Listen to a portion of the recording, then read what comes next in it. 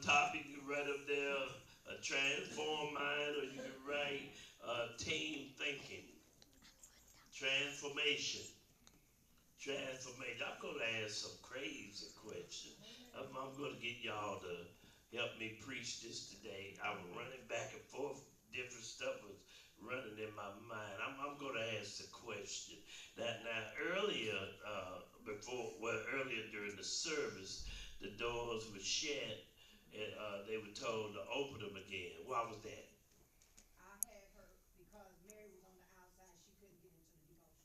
Okay, she couldn't get in the votes back. Okay. Why do we do what we do? With the point I'm trying to make. Why do we do what we do? To get certain things done. To get certain things done. Anybody else know what we do something? Habit. Good. I can hear you. In order. Okay, I'm kind of on the fence on that. We do what we do because ever since birth we have been programmed to think a certain way. Is that right? Y'all don't have to be nervous. I mean, don't be nervous. We think the way we think about our kids. We think the way we think about our job. We think the way we think about our parents. We believe that everything our parents said was right, and it didn't matter what anybody else said, because if anybody asked you to do anything that challenged what you have been taught, then the other person usually looked at it as being wrong. Anybody know what I'm talking about? Amen. I don't want to feel like I'm out here by myself, but I noticed that when Jesus came upon the earth and walked amongst us, the problem with him is that he came against every tradition, everything the church thought was right. Ain't that something? Well, he began to tell the Pharisee, he said, you have made the word of God of none effect by your tradition. Because that's all it was tradition. It didn't have nothing to do with holy living. It had something to do with the way we thought, the way we perceived things. Let me use this example that I saw some years ago. It used to burn me slap up for me to leave church on Sunday and see somebody mowing their yard. All right. Anybody ever felt like that? I would get bent out of shape. Now they couldn't hear me. In my car fussing at people that couldn't even hear me about how they going to hell. Well, ain't nobody saying that. Y'all have done it too. I'm just honest with you. And the thing was, we kept saying that they know better than that. That's right. But let me challenge your thinking. When you read the book of Hebrew, it said that Sabbath was made for man and not man made for the Sabbath. Everybody in the book? Amen. So it didn't matter if they mowed their yard Saturday or Sunday, because the original Sabbath was Saturday. They have nothing to do with Sunday. But the way we would program, and that's a good example. Everything that we were taught when we were young was wrong, and everything we taught wasn't right either. That's the point I'm trying to make, because our parents taught what their parents taught them, and they parents before them taught them. Now, one of the things that we used to hear, I don't know if anybody else used to hear this, when a storm came up, you wasn't on the telephone, you cut off the light, if you had to, you unplugged the television. We didn't have to wait for cable to boot up no more. We just unplugged the television. And you sat down and kept your mouth shut. Was that just me? And we felt that when the thunder and lightning came, that God was working. And so while God was working, we sat down and reverenced. But now look at us. We don't care if it's a tornado. If our favorite show is on, we're going to have television on. We'll turn up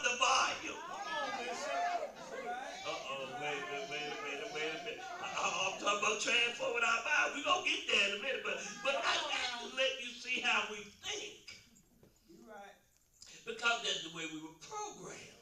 That's the way we perceive things. And it used to be a time that it was just, oh God, it was just terrible if you had a child and you didn't have a husband or a wife. Nobody talked to you.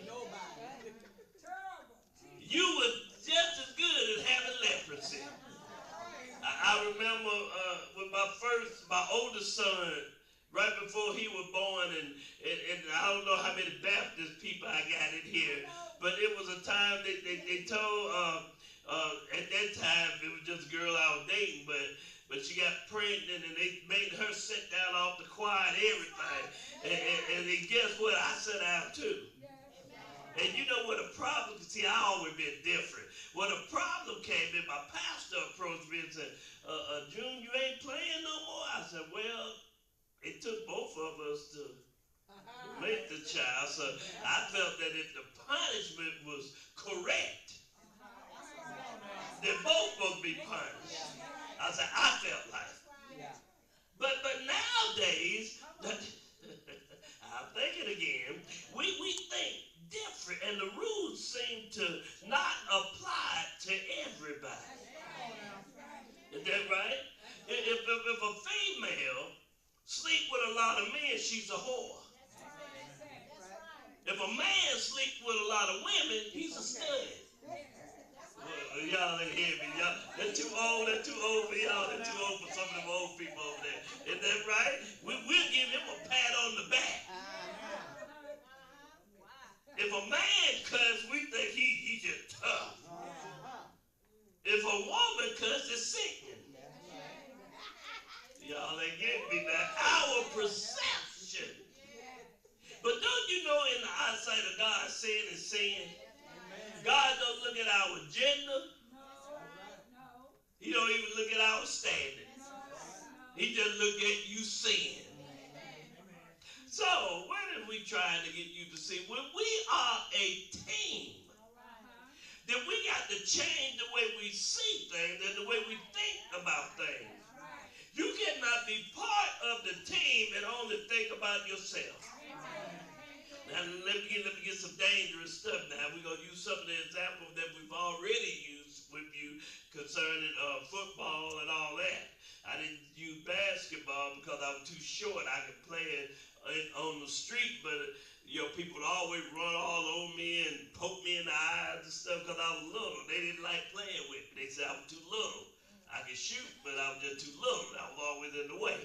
But one thing about on a football team, I found out that if the quarterback thought it was all about him, the team had a way of waking him up. When you talk about Clodfelter, they would not even block, and they would allow people to. I got in football, but I know you a brother. You know what I'm talking about. And they would allow the other team to knock the daylights out of you so you can come back and say, oh, it ain't about me. It's about the team. Now, what are you trying to say about that, Clodfelter? If it's about the team, the same concept holds true when it comes to the church. Let me see if I can break it down when you can understand it. Maybe you can't grasp that. Maybe you're not a sports fan and that don't really tickle your fancy. But check this out. If it's all about the team, then I got to understand that what I do affects the whole team. Come on now. Is that right? I could be a good quarterback and they would say the team is winning, but we got a bad team. Or I could be a sorry quarterback and we lose every game. But in this team, when we talk about the team of life, when we talk about the church, then I have to avoid, according to the word of God, the very appearance of evil. Because check it out, I heard it say it twice today that our light have to shine. And too many of us having stuff blocking our light. See, we got some good people on the team, but some of them need to sit on the bench because they light is being blocked. But you got to understand, when you start thinking team concept, then I can't do everything I want to do. And never a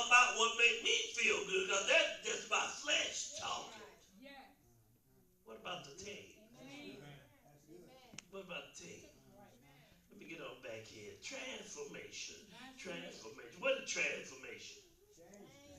Somebody said change. That's pretty accurate. Change. Transform it to change the shape and appearance of.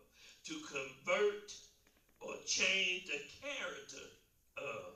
I like that one for, you know when you caught that, didn't you? I like that one because when you be transformed, it's not just changing the way you look, you changing your character. Your character is the thing that make you you. Make you act a certain way, make you eat a certain food, make you think a certain way, make you dress a certain way. That's you. You see people that life on the parties, and you see the party pooper, that's their character. But when you be transformed, even your character change. The stuff you used to like, you don't like it no more. The stuff that used to didn't bother you, it bothers you now. Y'all don't know what I'm talking about now. I heard a lot of people say, when I got saved, the places I go, I don't do that no more. Y'all heard that I'm saying, ain't it? It ain't that I didn't like doing it. What happened, my character changed, and now I don't feel right doing it. See, there used to be a time, and I've said it, but sometimes I think I said it maybe a little bit too much, but I want you to see something here. And like I always tell you, I don't get mad at me. But you all know I always told you the only problem I had, I didn't drink, I didn't cuss, I didn't smoke, I didn't steal. I just had a problem with women. I like women. But when once my character changed, now you can walk by and I just look and keep on getting up. Won't even look long. I remember on my job, it was a guy, he's a preacher now. And he wasn't a preacher then, and I think I shared it with you and Tim the other day. And what he told me, we were going toward the break room, and this girl that used to work on the camp, I was very popular with people, not just female people. Everybody I worked with, they just knew me as the Freightliner pastor. And so the girl saw me, and she hugged me, and she said, "Hey, how you doing there?" I said, "I'm fine." And when she walked off, me and the guy was walking. I hadn't thought nothing about it. He was just sitting there looking at me. And he said, "How you do that?" I said, "Do what?" Do what? And he said, "You let all these women hug you and you won't even pay no attention. How you do that?" I said, "Well, it ain't got nothing to do with me." I said, "It got something to do with what's in me." Maybe that's too heavy for some of man. Because when God lives on the inside, you'll figure something out. That they all are still the same to a point. To a point. I heard the kids talk about being different and unique and all that. Yeah, everybody look different. They all unique, but you know what? It still got the same price tag on it. Watch out, somebody. Amen. And God has a way of controlling your flesh. And once your mind have been transformed, I read it a while ago, it changed your character. And see,